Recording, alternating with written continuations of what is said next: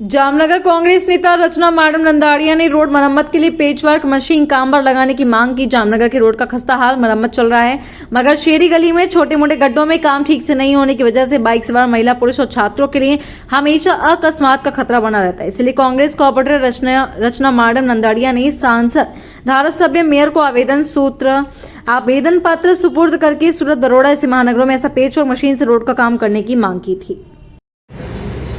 આજે અમે સાંસદશ્રીની ઓફિસે અને ધારાસભ્ય દેવાબાની ઓફિસે આ બે જગ્યાએ અમે જામનગરમાં જે નાના નાના ખાડા છે તેનું પેચવર્ક મશીન આવી છે।